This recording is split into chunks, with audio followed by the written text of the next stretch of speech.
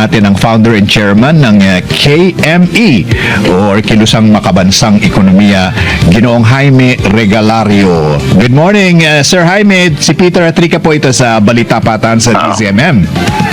Magandang umaga po, Sir Peter, Ma'am Rica. Opo, good morning sir. Salamat po. Thank you for joining us, sir. Sir Jaime, ang tanong dito is, why the need? O bakit ba kailangan bang magkaroon ng parang parallel impeachment hearing ang inyong grupo or yung tinatawag na People's Court? At sino ang bubuo nito? Ayan, para magkakaroon po ngayon ng People's Court. Ayan ayan po ang lumalabas ngayon. Pakinggan natin to. Una yung bubuhay proyekto ng Kilusang Makabansang Ekonomiya, ang aming constituency ay Church and the Academy.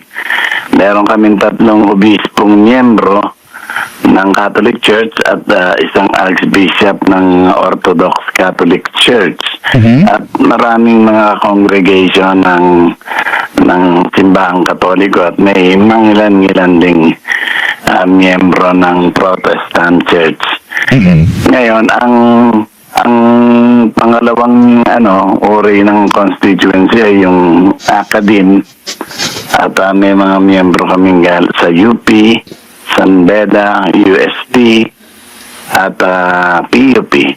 Ngayon, ang combination ng Church and Academe, ang paniwala namin ay makakatulong sa pag-exit ng presyo para doon sa pagtutuwid ng mga pagkakamali dito sa ating pamahalaan. At itong ang impeachment ay isa sa interes na aming pinagbigyan pansin. Kaya na pagkaisa namin magbuo ng counterpart court outside the Senate. At kung ano man yung mga ebidensya ang gagamitin doon sa Senado, gagamitin din namin at baka makapag-research pa kami ng iba na pwede namin ipasok dun sa parang mock trial din. At although hindi kinikilala ng saligang batas o kinikilala ng Senado, kinikilala naman to bilang karapatan ng tao. Opo. Dahil bukas na po ang umpisa nung formal impeachment trial ni VP Sara sa Kamara, ano po? Ibig ba sabihin nakabuo na po kayo nung tinatawag na mga membership ng People's Court today? Kasi bukas na yun eh. Ang aabangan namin ay yung impeachment trial sa Senado. Okay. Hindi sa ano. Kumbaga, wala nang tiwala talaga mga taong bayan sa Senado eh. Aray ko. Kita nyo? Wala na pong tiwala ang taong bayan sa Senado. Hindi sa lower house. Hindi sa lower house. Sa lower house, magbubuo rin sila ng prosecution team, di ba? At sila ay mag-uusig, bagamat ang mag-uusga yung Senado. Habang nagaganap yung trial, doon kasi didinigin yung yung mga inaakusang krimen na commit ng ating Vice President, ay nagdidinig din kami sa labas o kung saan man lugar na makikita at maririnig ng mga mamamayan kung ano yung pagsusuri. Pagkat ang mga bubuo nito, una may mga bishops, mga pari at madre na membro ng kongregasyon at kung ilang student councils ng mga pari. Yari po pala to. Ito rin yung sinasabi natin. Ito pong Catholic group, ito po, ay babantayan po ang Senado. Delikado po to. Aray ko. Diba? Delikado po to sapagkat itong grupo na po to, siguro yung mga EDSA to, ay babantayan po hindi daw po nila babantayan yung Kongreso dahil meron na daw po yung prosecutor doon na namamaala. Kumbaga sumasangayon sila sa Kongreso. At ito po mga religious group na to ay babantayan po ang Senado. Nako, yan ang sinasabi natin sa mga senador natin na nagsasabi ngayon. Kasi naririnig nila eh. Naririnig po nila na sinasabi ng Senado na sabi ng mga senador ay no. No kagad ang boto, wala pa. Sila JB, sila Robin. Anak ka ng So kapag ginago po ng mga senador, eto pong impeachment na papaakyat diyan sa Senado, abay malilintikan po talaga. malilintikan, magkakaroon po ng People's Court. Kumbaga, ang korte po ay ang magiging taong bayan. Delikado. At bukod dyan, ito na po ang magandang balita po. Si Sentry po may pasabog. Ito. Ba yung sa tingin niyo po ba merong nasa likod nitong mga ito, nitong 18 ex-marines? Maliwanag po yan. Base po sa aming initial investigation, galing po sa kampo ng Duterte. Yung organizer nito, financier, lahat. At ang layunin nga nila, primarily, is yung madungisan yung ICC investigations. Kasi kung maalala ninyo, kinandak nila yung original press con nila, the first press con, sa kasagsagan nung ICC confirmation of charges hearing sa The Hague. Talagang nilabas nila yon para magkaroon ng disruption. Oo. At ang plano nila, parang palalabasin nila na yung kaso sa The Hague kay Digong ay bunga lang ng korupsyon ng ICC dahil nilagyan sila ng pera. Ito, alam natin, alam lang lahat ng mulat na Pilipino na totoo naman yung mga inaakusa kay Duterte sa The Hague.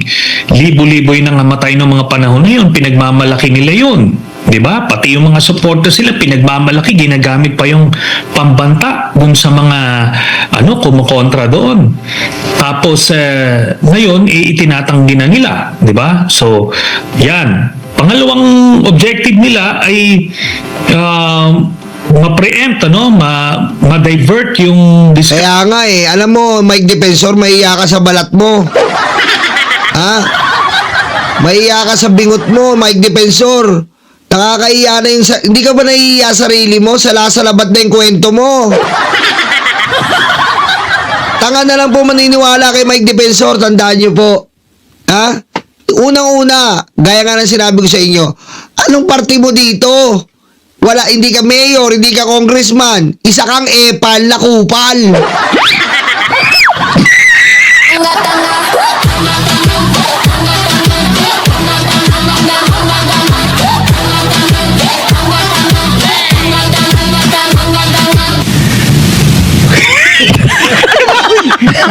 Ganun ang party niya Diba? Nangungupal lang dito. Wala ka namang party. Ngayon, ikaw na nagiging spokesperson ng Marines. Mukha mo nagkalat sa mga interview. Oh. Dapat si Baligod. Nagpapalig sa akin ni Baligod Diba? Defensor. Hoy, kupal. Di ba kay Gutesa ka lang? O ngayon ba't di mo malabas? Aray ko. Oh, wala kang matatanga dito, inutil. Ilabas mo si Gutesa, yun ang trabaho mo. Wala kang pakialam sa 18 Marines. Diba? Wala raw siyang kinalaman, pero nung nahuli yung sasakyan ng asawa niya, biglang lumapit daw. Sino kinukupal mo? Aray ko. kasyon mula doon sa impeachment ni Sara. Diba? Pangatlo, ito ay destabilization.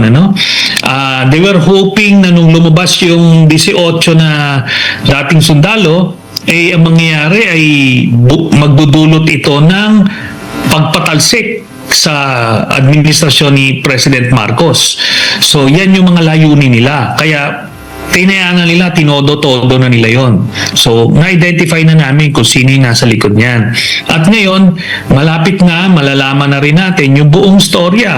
Kung sino yung nag-alok, magkano yung inalok, ano yung mga pinapasabi, kapalit nun, etc.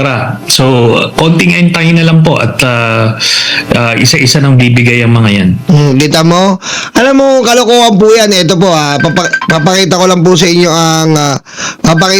inyo ang sample kung paano po kalokohan yan. Ito lang po ay pagpasensya nyo na ito. O, nawala pa.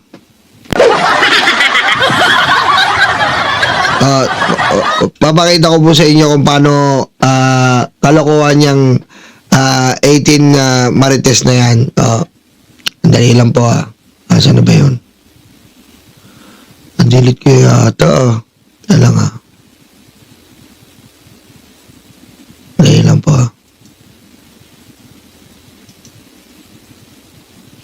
Wala. Na-delete ko na naman.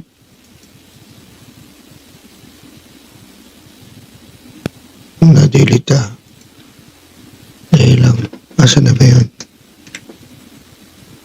Hindi, ito lang yun ito. Ayan po ito po yung nakikita nyo po to, yung matangkad. Ayan po. Ayan yung isa sa 18 Marines. Di ba? Ayan po yung isa sa 18 Marines. Sino po yung kasama niya? Si Balsi. Ayan Ito naman ang pinakamabait kong boss. Si Ma'am Balsi Aquino. Aray ko.